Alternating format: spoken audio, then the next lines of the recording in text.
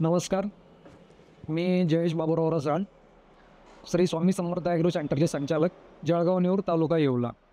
गेली 2 ते 3 वर्षापूर्वी पितांबरी ॲग्रिकल्चर डिव्हिजनचे आमच्याकडे प्रतिनिधी आलेले. त्यांनी त्यांची उत्पादनं आमच्यासमोर ठेवली. परंतु कुठलंही नवीन उत्पादन ज्यावेळेला शेतकऱ्यांना द्यायचं असेल, त्यापूर्वी ते आम्ही आमच्या शेतात मी स्वतः माझ्या शेतीत प्रयोग करत असतो आणि त्यानंतर शेतकऱ्यांपर्यंत पोहोचवण्याचं एक कर्तव्य म्हणूनही ते माझं काम आहे, ते मी करत असतो. सर्वात सुरुवातीला गोमय ज्यावेळेस साहेबांनी आमच्याकडे आणलं, सर्वात प्रथम पितांबरी ग्रुप म्हटलं की लक्षात येतं की ऑर्गॅनिक आणि निसर्गपूरक या सर्व ज्या गोष्टी आहेत, मेडिसिन असो किंवा शेतीविषयी प्रोडक्ट असो, त्यामध्ये पितांबरीचं नाव निश्चित चांगलं आहे. त्या दृष्टीने प्रोडक्ट प्रथमच ज्यावेळेस आमच्याकडे आली, त्यावेळेला आम्ही त्या दृष्टीने सकारात्मकच विचार केला आणि सर्वप्रथम मी गोमय माझ्याकडे घरी कांद्याची रोप आणि कांदा पिकासाठी मी त्याचा वापर केला. सुरुवातीच्या काळात 1 महिन्याच्या आसपास आम्हाला त्याचे चांगल्या प्रतीचे रिझल्ट बघायला भेटले आणि सुरुवातीच्या काळामध्ये जे आमच्याकडे रोपांची मर होते, तिचं प्रमाण अतिशय कमी प्रमाणात होतं, जिथे आम्ही गोमय टाकलं होतं. दुसरी गोष्ट, वाढ अतिशय जोमाने होते. रोपाच्या पातींच्या फुटव्यांची संख्या चांगल्या प्रकारे होती. ज्यावेळेस रोपं उपटून बघितली, त्यावेळेस मुळांची संख्या अतिशय चांगल्या प्रकारे होती. गोमय आम्ही शेतात माझ्या स्वतःच्या वापरलं. त्यानंतर मलाही स्वतःला त्याचे चांगल्या प्रकारे रिझल्ट दिसले. त्यानंतर माझ्या आजूबाजूचे जे शेतकरी होते, माझे सहकारी, त्यांनी ते बघितलं, त्यांनाही ते आवडलं आणि त्यानंतर त्यांनी माझ्याकडे त्याची मागणी केली. मी कंपनी प्रतिनिधींना तशी विनवणी केली की मला तुम्ही माल द्यावा. सरासरी 2 वर्षापूर्वी जेव्हा आमच्याकडे सर्वात पहिली ऑर्डर आली, त्यानंतर शेतकऱ्यांना मी दिलं. शेतकऱ्यांनी कांदा रोपासाठीही वापरलं, कांदा पिकासाठीही वापरलं आणि आता हे 2रं वर्ष आहे. आता शेतकरी आमच्याकडे ते नावानिशी मागतात आणि चांगल्या प्रकारे शेतकऱ्यांनाही ते प्रोडक्ट आवडलेलं आहे. महत्त्वाची गोष्ट म्हणजे की आज शेतकऱ्यांकडे शेणखताचा मुबलक शेणखत उपलब्ध होत नाही आहे. या गोष्टीचा फार मोठा तुटवडा आहे. मग अशावेळी गोमयसारखं जे खत आहे, याच्यातनं आपल्याला शेणखताचा जो पुरवठा भेटणार आहे जमिनीला, पिकाला आणि साहजिकच आहे निसर्गालाही त्याचा फायदा होणार आहे. त्यामुळे शेणखताला पर्याय म्हणून आम्ही निश्चित शेतकऱ्यांना सांगतो की गोमय त्यांनी निश्चित वापरलं पाहिजे. तसेच ज्यावेळेला आमच्याकडे कांद्याची लागवड होते, त्यावेळेला शेतकऱ्यांसमोर रासायनिक खतांचा मोठा प्रश्न उभा असतो की रासायनिक खतं जमिनीतून कशी द्यावी, किती प्रमाणात द्यावी, याचं ज्ञान शेतकऱ्यांकडे पुरेपूर नसल्यामुळे संभ्रमावस्थेत शेतकरी असतात. अशा वेळेला चुकीची खतं दिल्या गेल्यामुळे बऱ्यापैकी नुकसान शेतकऱ्यांचं होतं. त्याचप्रमाणे जमिनीचीही आता उत्पादक क्षमता हळूहळू कालांतराने कमी होत चाललेली आहे. त्यामुळे व्यवस्थित विचार न करता किंवा जमिनीची गरज न ओळखता जर शेणखते, रासायनिक खते जर पिकांना दिली गेली, तर अशा अवस्थेमध्ये उत्पादन कमी आणि नुकसान जास्त होते.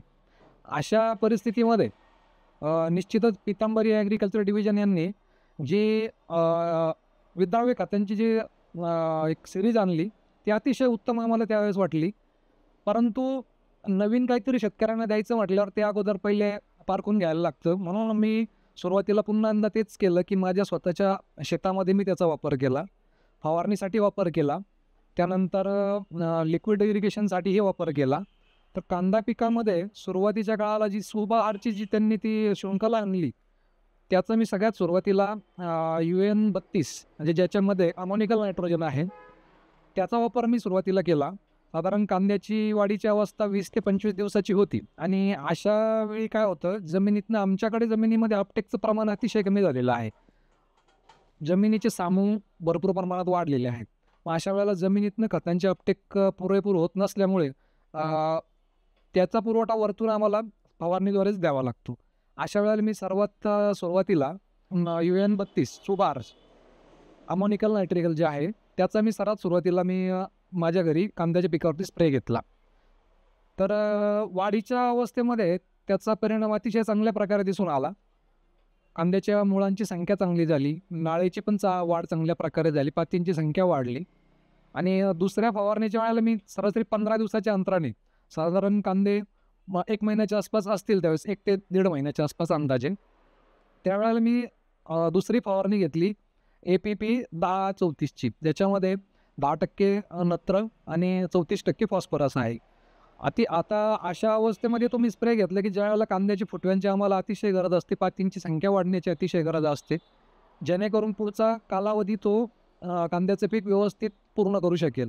त्यावेळेला ज्या मी 10-34चा स्प्रे टाकला, त्यानंतर मला पुढच्या 8 ते 10 दिवसामध्येच फरक कळला. कांद्यांची फुटव्यांची संख्या वाढली, पातीमध्ये जो लष्टर असतो तो खूप चांगल्या प्रकारे आला आणि पातीला टणकपणा आल्यामुळे जे फुलकिड्यांचा रस शोषण्याचं काम होतं तेही बऱ्यापैकी कमी झालेलं मला आढळून आलं. त्यानंतर सरासरी कांदे ज्यावेळेस 60 ते 70 दिवसाची झाली, त्यावेळेला आमच्याकडे जी खाली गाठीच्या वरती सेटिंग असते तिला आमच्याकडे नाळ सेटिंग म्हणतात. त्या नाळेच्या वाढीसाठी मग तिसऱ्या स्प्रेला मी PPP, ज्याच्यामध्ये फॉस्फरस 24% आणि पोटॅश 24% आहे, की ज्या वेळेला नाळी बनवायची असते, खाली गाठीची साईज पण सुधारायची असते, पातीची संख्या ही अजून वाढण्याची गरज असते आणि उंची प्रमाणात राहणं गरजेचं असतं. कारण ज्यावेळेला कांद्याची उंची वाढते त्यावेळेला कांद्याचं जे अन्नवहन क्रिया आहे ती वरच्या दिशेने जाते, त्यामुळे खाली गाठ होण्यामध्ये फार अडचणी येतात. 0-24-24चा ज्यावेळेस मी स्प्रे टाकला तर पुढच्या 8 ते 10 दिवसामध्ये आम्हाला अशा प्रकारे आढळून आले की कांद्याची वाढ मुबलक प्रमाणात होती, परंतु खाली गाठीमध्ये चांगल्या प्रकारची सुधारणा झाली होती. तसेच पातींची संख्या वाढली, पातींमध्ये कडकपणा भरपूर आला. क्षेत्राकडे लांबून बघितलं तर हिरवेपणा अतिशय चांगल्या प्रकारे जाणवू लागला आणि शेवटी ज्यावेळेला कांदे माझ्याकडे 85 ते 90 दिवसाचे झाले, त्यावेळेस मी फवारणीद्वारे बुरशीनाशक आणि कीटकनाशकांच्या सोबत खास कांद्याची फुगवण आणि वजन वाढवण्यासाठी एफ-ई ग्रोचा स्प्रे टाकला, की जे की फुगवणीसाठी चांगल्या प्रकारे काम करतं. त्यावेळेला मला त्याचेही चांगले उत्तम रिझल्ट भेटलेले आहेत.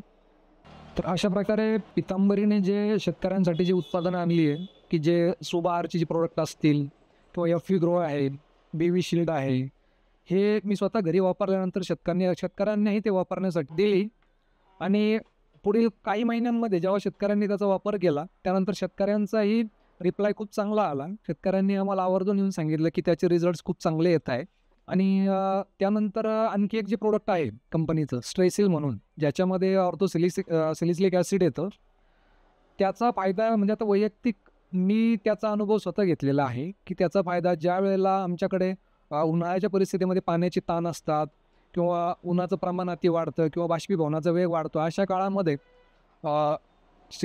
सिलिकॉन हा घटक जो आहे तो पिकाला स्ट्रेसमधनं बाहेर येण्यासाठी फार मदत करतो.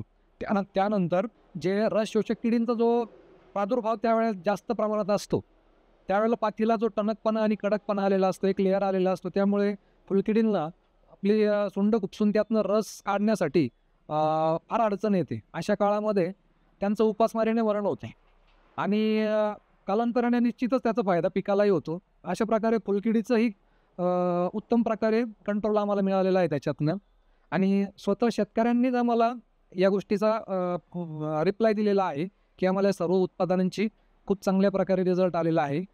तर अशा प्रकारे पितांबरीचं गोमय असेल, सुबहारची जी सर्व जी विद्राव्य खतांची जी सिरीज आहे ती झाली, त्यानंतर BV-शील्ड आहे, स्ट्रेसिल आहे आणि एफ-ई-ग्रो आहे.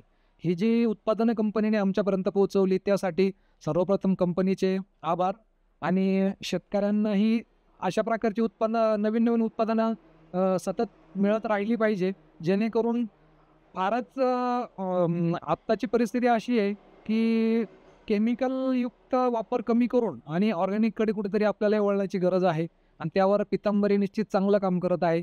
त्यासाठी पितांबरी समूहाच्या पूर्ण ग्रुपचे आम्ही आभार मानतो आणि धन्यवाद.